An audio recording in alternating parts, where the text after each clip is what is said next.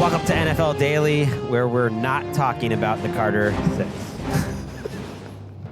No comments at this time. Not taking questions. Now I have to ask. No taking questions. But we are taking your questions, the listeners of NFL Daily. I'm Gregg Rosenthal here in the Chris Wesleyan podcast studio with my friends Patrick Claybon and Jourdan Rodrigue of The Athletic, and we're answering mailbag questions. Let's go. Yes, we are.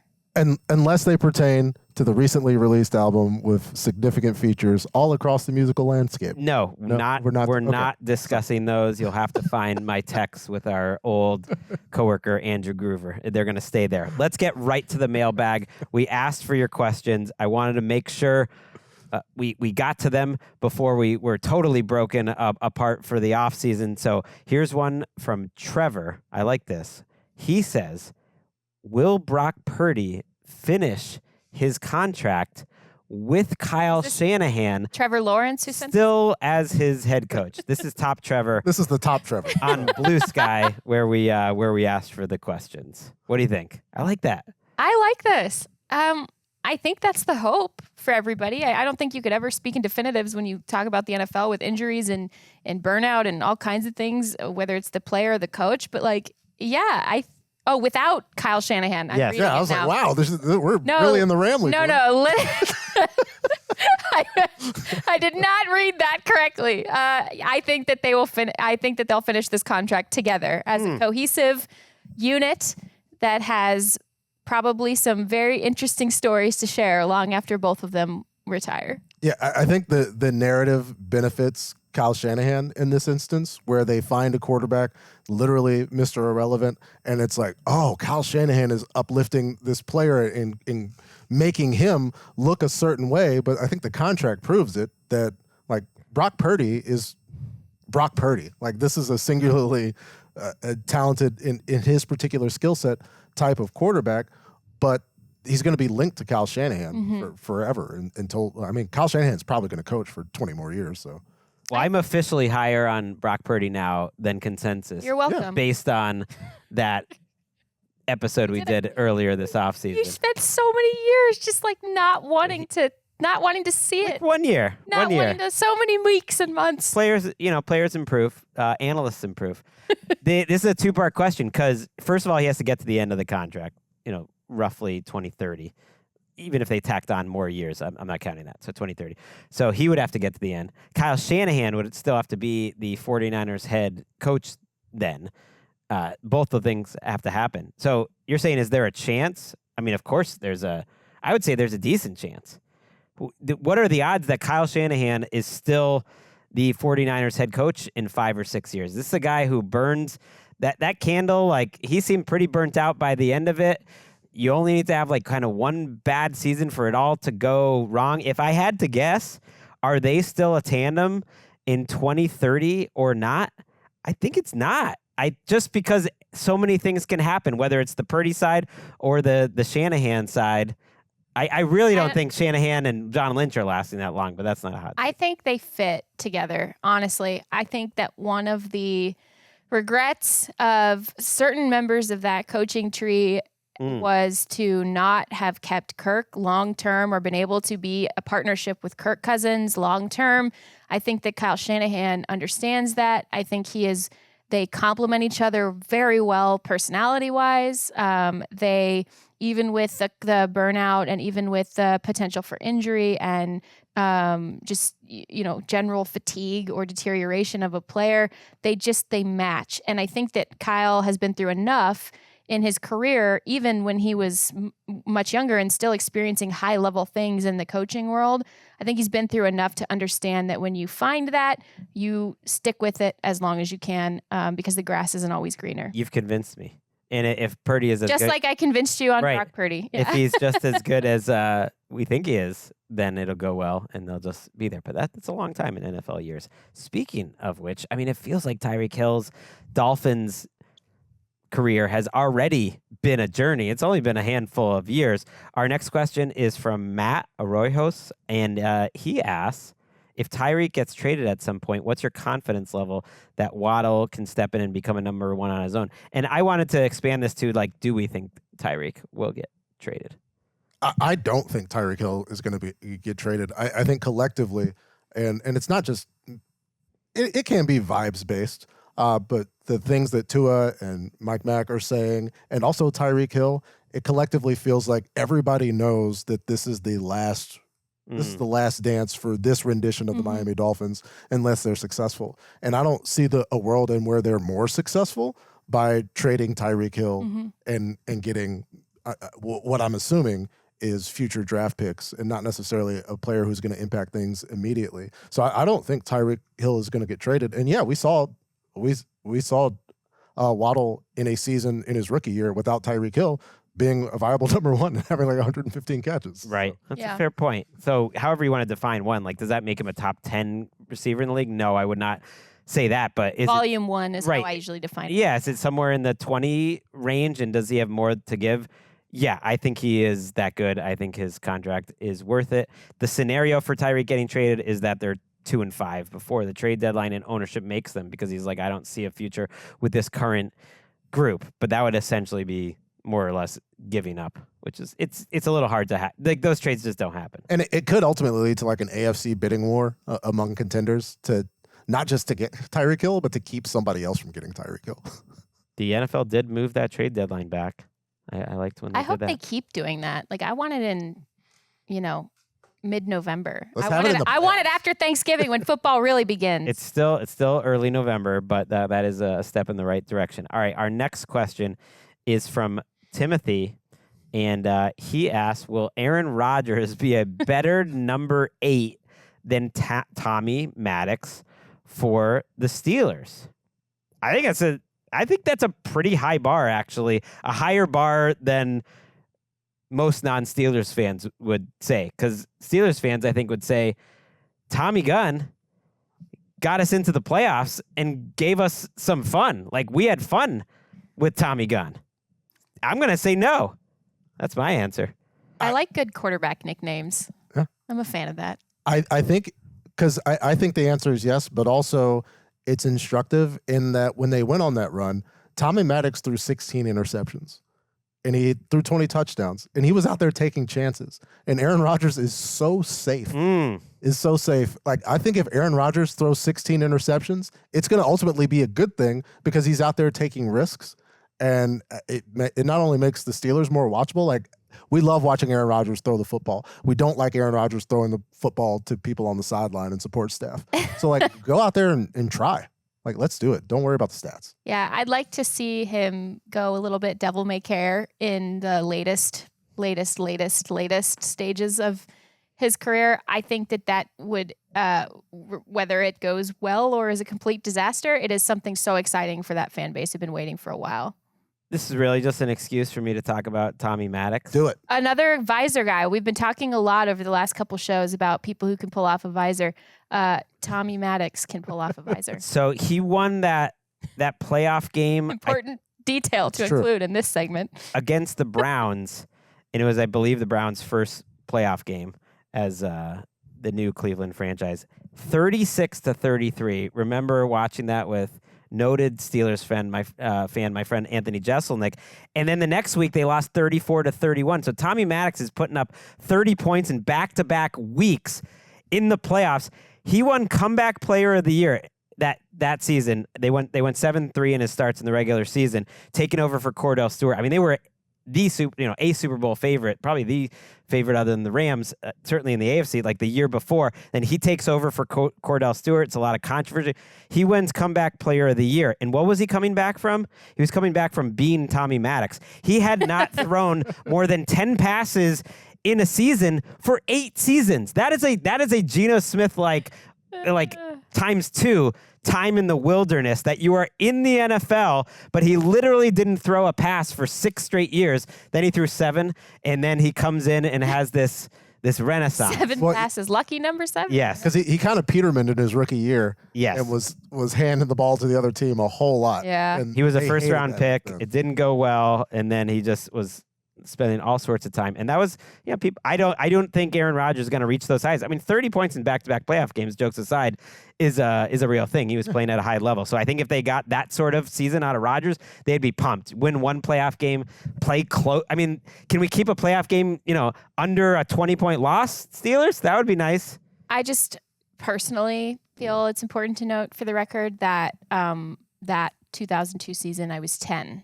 Yeah, I'm not to note that. Not going to be in your wheelhouse. For the record. Yes, I was not working in football at the time.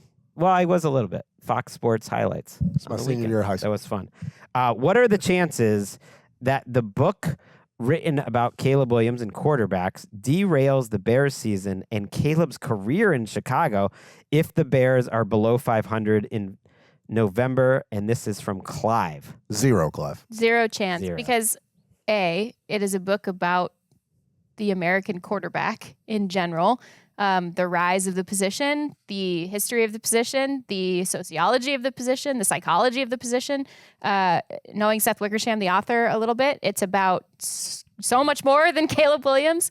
And the only people who could potentially derail Caleb Williams' career in Chicago are Caleb Williams and all the people in Chicago. Yeah. You know, And they're going to have patience. This is not like being under 500 in November is not that crazy or unexpected of a result. They could be like 2-7, and it's going to be hot and it's going to be a problem, but they're going to be patient with this group. And I don't think that's going to happen, to be clear. How people play and execute the game is ultimately what determines things. And if palace intrigue from Seth Wickersham is what derails things, then how many Super Bowls should the Patriots have won? Also, it already happened. Ooh. Right.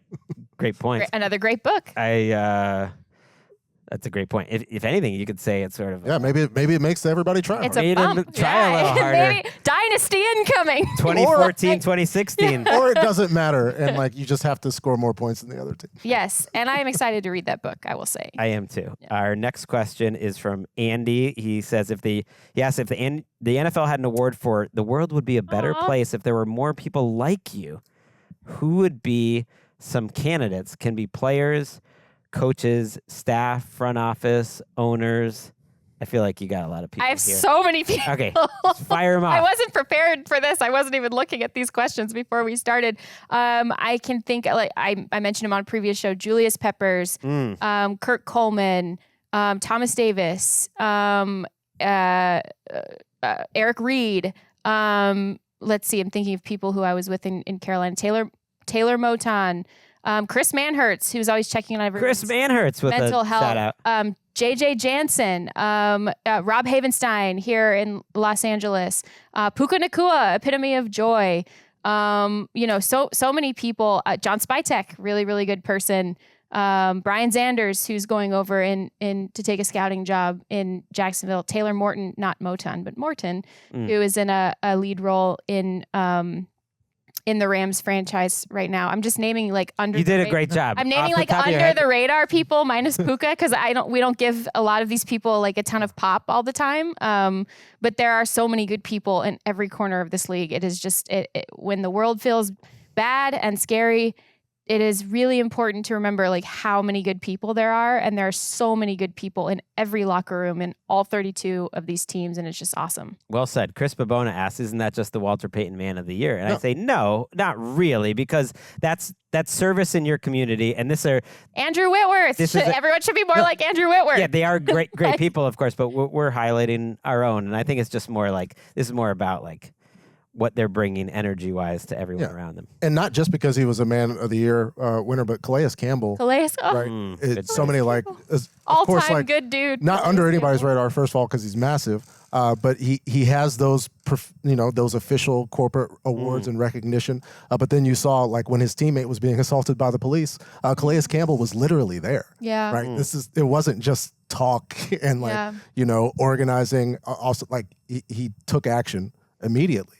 Bobby Wagner. He does that for other people as well. So like, yeah. I feel like coaches were underrepresented here. Let's throw out D'Amico Ryans. I think he would be a good one. If there were more people like D'Amico Ryans, the world would be a better place. Let's go to a surprising question from a guy who goes by First Down Punts on Blue Sky. And he said, chances that Joe Mixon is cut or traded after Nick Chubb's signing. Zero.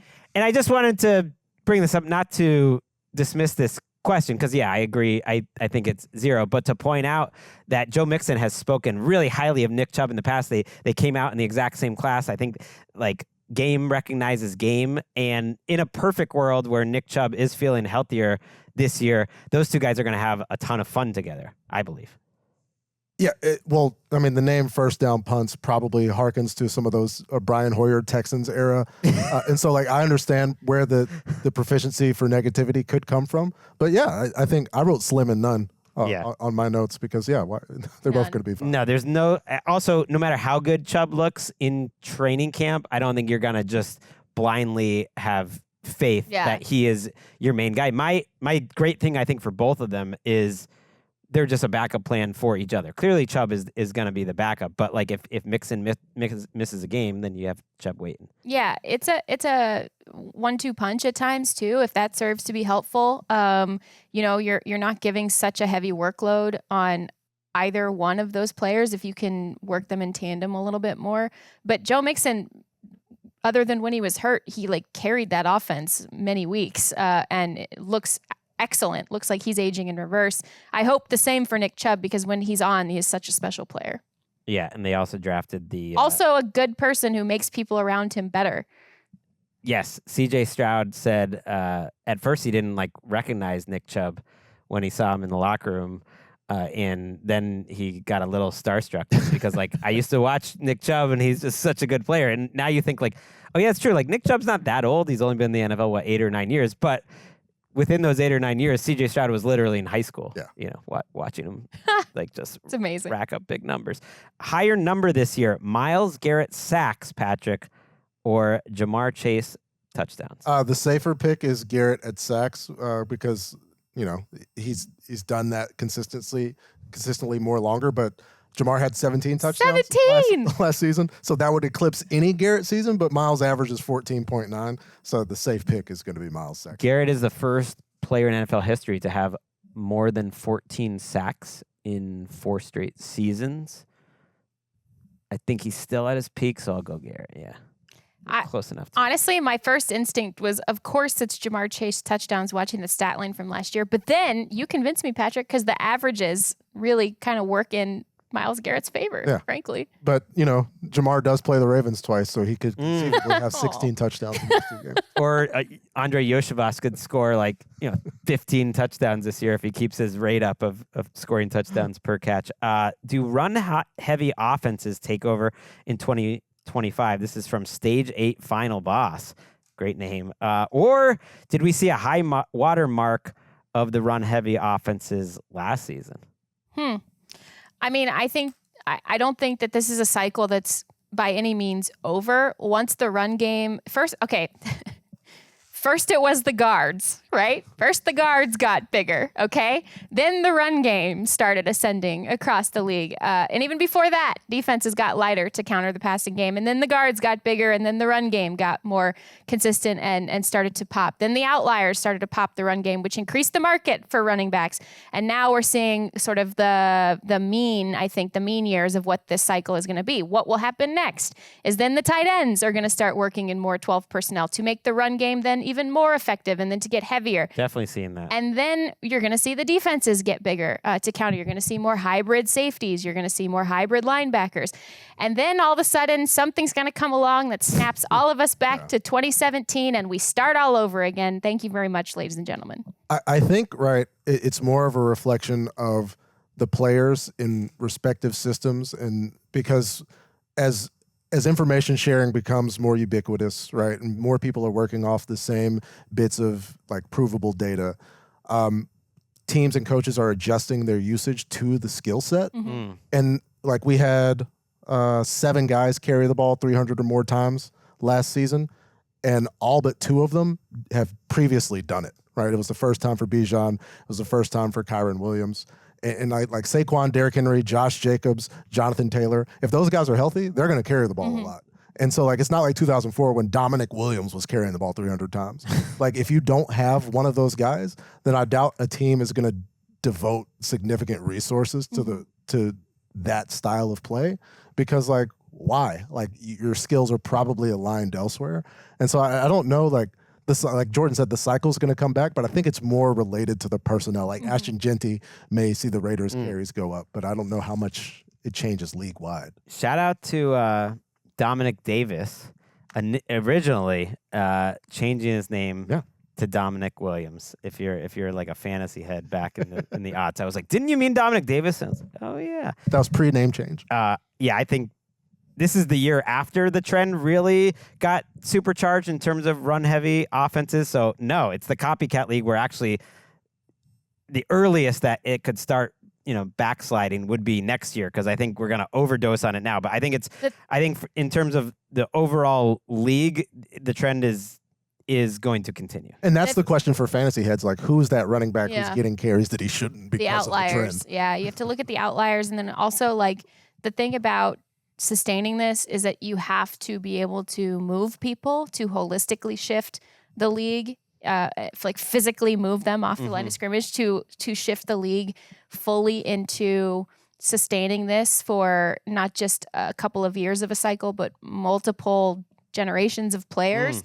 And whereas on the converse, what you can always, regardless of a wide range of skill set at one position, and also, of course, keeping the quarterback, I always say this wrong, keeping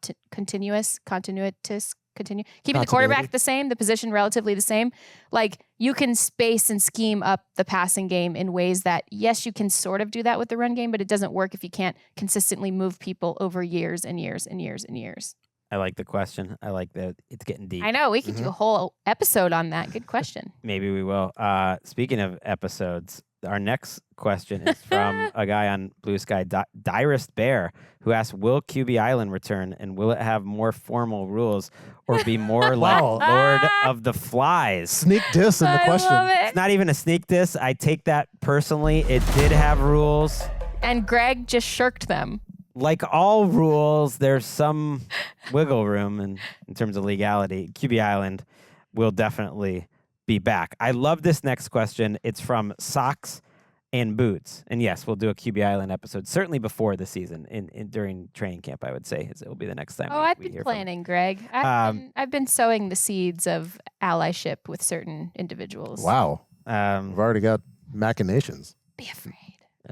Maybe we'll have to do an episode while Jourdan's on vacation. Or something like that. I love this question. It was pretty deep. It basically said, is there any opponent with enough juice to get the Texans out of the traditional west of us spot, assuming that the Texans win the AFC South this year and get the 4 seed? This is my kind of question. Now, the west of us spot is the early Saturday afternoon first playoff game, generally given to the teams that they think will have the lowest television ratings for whatever reason, was usually the Andy Dalton Bengals for many years, but the Texans have taken over and they own that spot now. It's always the Texans' spot. And so the question is there anyone that they could even play in that game that would have enough juice to wrench the Texans out? And it's funny that you're just assuming that the Texans are a 4 seed too. That kind of cracks me up. What do you think?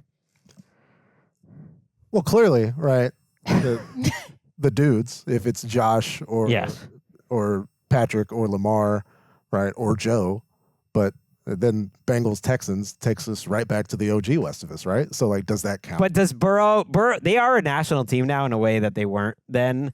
Does Burrow's heat get them out of that spot? It should. To me, that's more of a Saturday night game. I agree. I think any of those quarterbacks, if they were stuck as a wild card, would wrench the Texans out of it and wrench any AFC South team out of it. The Texans, Houston's a big spot. That's a football town. We got stars there, Nico and CJ. Beyonce was there. Hey. He performed there. They were trying to kind of make the Texans were in that Christmas and Saturday game window with all the bigwigs. So, yes, I don't think the Texans are stuck there forever. CJ Stroud's a big-time player. All right, our last question. Our second to last question. Will Trevor Lawrence or Baker Mayfield have a better season? I figured you guys would be the ones to ask this. I'm going to go Baker. I can't not, Team Baker. I mean, the thing is, I love that Trevor Lawrence is going to have Liam Cohen. I love the pairing of Liam Cohen and Grant Udinski, who was in Minnesota most recently under Kevin O'Connell. I love Travis Hunter being there. I love Brian Thomas. I think that this has all the makings of an offense on the rise, but the Bucs are already here. They're already here, and they have to come out of the gate with their foot on the gas, and I think they will. And I think Baker is going to do that thing where he just takes on this like demon Baker. You know, he just becomes this like other version of himself on the field that's like getting in people's face masks and bringing everybody up with him. And then Mike Evans and Chris Godwin are so chill and get along with everybody. And then Baker's like screaming. And I love the dynamics of that team. Yeah, there's a little Tyrese Halliburton in Baker's game. Yeah. Where when it looks good, it's like, wow, this guy is untouchable. And when it looks weird, it's like, what's going on? What's the ultimate plan here? Like, why are you doing this? And for Trevor, like we've seen when they're able to execute at a very high level, it's like, oh, okay, yeah, number 1 overall pick. Like I see why all this happened. And there's, for me, like better season dictates like division success. And I feel like considering all the injury issues that the Colts are dealing with, like I think if Dimes does have to play 5 games, that's one thing. The Texans, of course, are their own problem. But I think in the South, with the Titans trying to figure things out, like maybe the season-long propositions are better in Duval. So I'll say Trev. I do worry. Is that Colleen? The offseason's been so long that I don't want to circle back on how good the Bucs are going to be, because I do think the expectations are going to be higher, and can Baker be as consistent? You know, and this is now going to be year 3 there with another coordinator. But ultimately, yeah, I'm going Baker. I'm not going to do the thing where I just start countering my own arguments because the offseason's been too long. I believe. I have to say, like, what one part of believing in the Bucs, and you're going to have to. I'll send over the welcome basket for this as well. Like, you have to make sure you go into the Baker Mayfield experience not really expecting total consistency everywhere. Yes. You expect it to be like an MDMA laced roller coaster ride throughout the entire season. And ultimately you buy in because this guy wills his team to win, and he's got the like all heart and the personality and like the thing that brings people with him that I still have. I have always spoken up for Trevor Lawrence. Remember last season, I was the one who was like, get that coaching staff out of here. Get him a better coaching staff. Get this guy on track. He could be great. I believe in Trevor Lawrence. I just believe in that, like that little extra, like intangible thing that Baker Mayfield clearly has with this Bucs team. A little something. You guys have it. A little seasoning. We've got it as a show. The end of the offseason is here. At least what the NFL calls an offseason, the minute camps, the OTAs. So the real NFL offseason is actually just starting right now. And so our last question is actually from Tequila Guy 77 on Blue Sky.